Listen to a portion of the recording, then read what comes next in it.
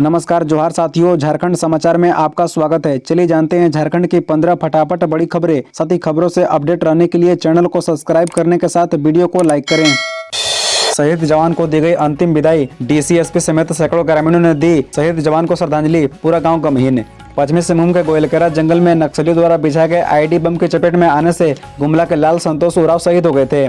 उनका पार्थिव शरीर शनिवार को जैसे ही सड़क मार्ग से उनके पैतृक गांव तुरियाडीह पहुंचा तो पूरा गांव गमहीन हो गया। सुबह करीब 9 बजे पार्थिव शरीर को लेकर पुलिस प्रशासन प्रखंड मुख्यालय में प्रवेश कर गए। भारत माता की जय, संतोष कुमार अमर रहे का नारा लगने लगा। पार्थिव शरीर पर पुष्प वर्षा होने लगी। घाघरा प्रखंड मुख्यालय के चांदनी चौक में सड़क के दोनों तरफ लोगों की भीड़ थी। शहीद संतोष की मां गीता देवी बेटे के पार्थिव शरीर से लिपट कर रोने लगी। पत्नी कुल सुंदरी भी अपने आंसू नहीं रोक सकी। बता दें कि शहीद संतोष के दोनों बच्चे 8 वर्षीय बेटा सिद्धार्थ और 5 वर्षीय आदित्य भी पिता के शव को निहारते रहे। फिर दोपहर में सरना रीति रिवाज के साथ शहीद जवान को गांव में अंतिम विदाई दी गई।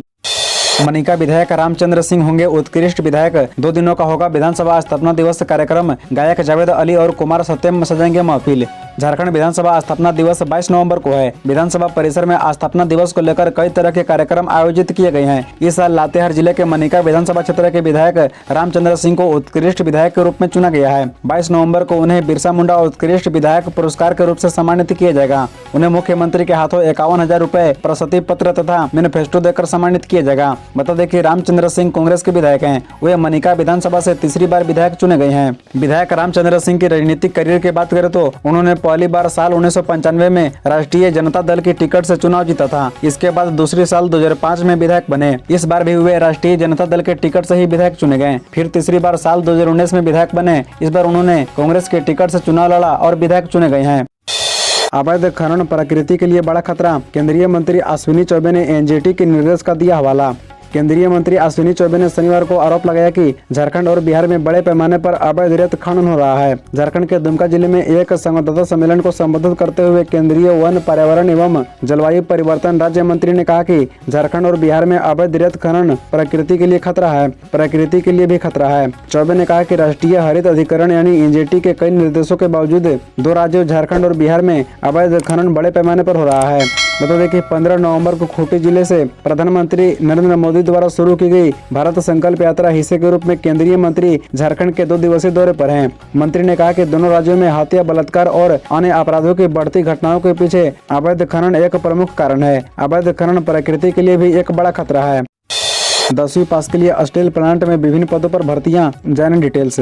Steel authority of India limited ने राउरकेला स्टील प्लांट में भर्ती का नोटिफिकेशन जारी किया है। सेल राउरकेला की इस वैकेंसी में ऑपरेटर सह टेक्नीशियन और अटेंडेंट सह टेक्नीशियन के पदों पर योग्य अभ्यर्थियों का चयन किया जाएगा। जो अभ्यर्थी सेल की इस भर्ती में आवेदन करना चाहते हो तो वे पूरा नोटिफिकेशन पढ़ने के बाद ऑनलाइन आवेदन कर सकते हैं। अभ्यर्थियों को सलाह है कि आवेदन करने से पहले आवेदन योग्यता, चयन प्रक्रिया, आवेदन शर्तों आदि की विस्तृत जानकारी के लिए पूरा भर्ती नोटिफिकेशन जरूर पढ़ ले। बता दें कि भर्ती नोटिफिकेशन जारी होने की तिथि 17/11/2023, ऑनलाइन आवेदन शुरू होने की तिथि 20/11/2023 और ऑनलाइन आवेदन की अंतिम तिथि 16 दिसंबर 2023 है। बता दें कि इसमें सामान्य, ओबीसी और ईडब्ल्यूएस अभ्यर्थियों के आवेदन शुल्क व प्रोसेसिंग शुल्क ऑपरेटर सह टेक्नीशियन के लिए 650 रुपए है। वहीं अटेंडेंट के लिए 400 रुपए है। बता दें कि ST/SC अभ्यर्थियों को कोई शुल्क नहीं देना होगा। बता दें कि आवेदन शुल्क ऑनलाइन या नेट बैंकिंग से जमा कराया जा सकता है।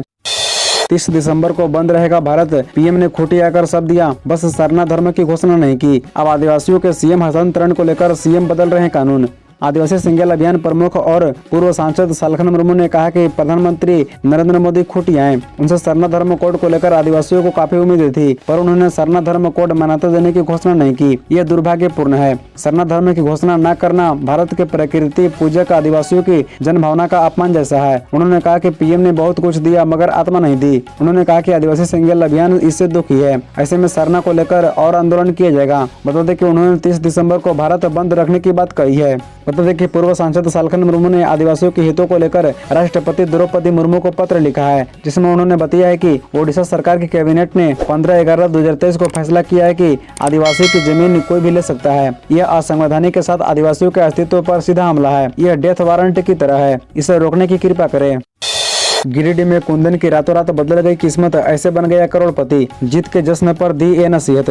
झारखंड के गिरिडीह जिले के गांव के युवा आशादेव ट्रैक्टर पार्ट्स के कुंदन कुमार मोदी रातों रात करोड़पति बन गए हैं। बताया जा रहा है कि महज 49 रुपए लगाकर उन्होंने 1 करोड़ रुपए जीत लिए हैं। यह कामयाबी उन्हें ड्रीम 11 से मिली है। जीत पर उन्होंने खुशी जाहिर की है। इसी के साथ ही उन्होंने लोगों को सचेत भी किया कि इस जोखिम भरे खेल को सोच समझ कर ही खेलें, नहीं तो भारी नुकसान हो सकता है। जिला परिषद सदस्य पवन कुमार चौधरी ने इन्हें इनाम जीतने की बधाई दी। इसके साथ ही कहा कि लोगों को आर्थिक जोखिम से बचना चाहिए, अपनी समझदारी से इस तरह के प्लेटफॉर्म पर किस्मत आजमाना चाहिए। बता दें कि कुंदन कुमार मोदी ने 1 करोड़ रुपए जीतने की खुशी जाहिर की। इसी के साथ ही उन्होंने नसीहत भी दी कि इसे सोच समझ कर खेलें, नहीं तो लेने के देने पड़ जाएंगे। ड्रीम 11 एक जोखिम भरा खेल है। इसमें ज्यादातर मध्यम वर्गीय व गरीब परिवार के लोग ही पैसा लगाते हैं।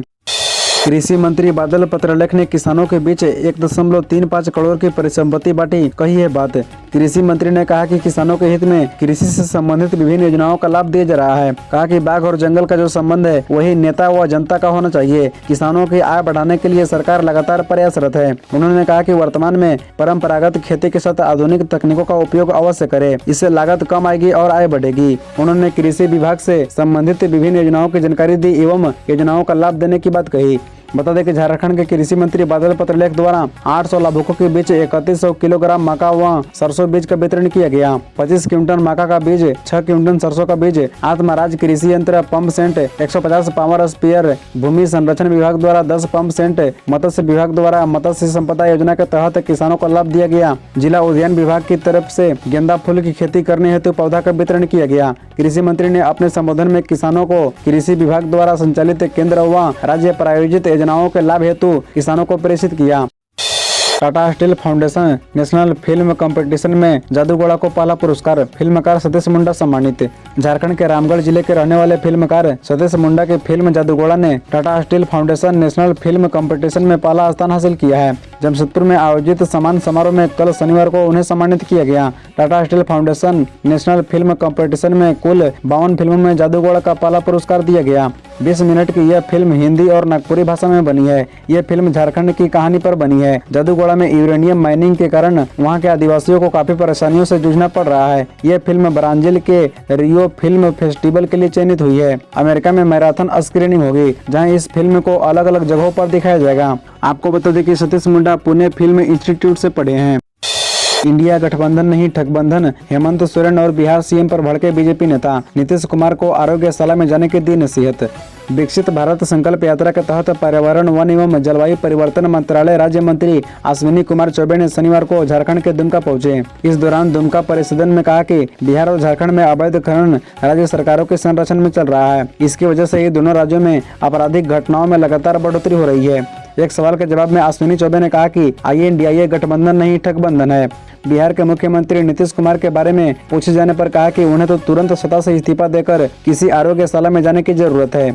अश्विनी चौबे ने अपनी बात को आगे बढ़ाते हुए कहा कि खनन माफियाओं के तांडव से दोनों राज्यों में कानून व्यवस्था चौपट हो चुका है। खनन माफियाओं का मनोबल इस कदर बढ़ गया है कि ये सरकारी तंत्र को भी सीधी चुनौती दे रही हैं। बता दें कि मंत्री अश्विनी चौबे ने आगे यह भी कहा कि गोड़ा दुमका भ्रमण के दौरान यह बात सामने आई है कि राज्य सरकार केंद्रीय योजनाओं को धरातल पर उतारने को लेकर शिथिल है। इसी तरह रोजाना खबरों से अपडेट रहने के लिए इस चैनल को सब्सक्राइब कर बेल आइकन को भी प्रेस कर दीजिए। धन्यवाद।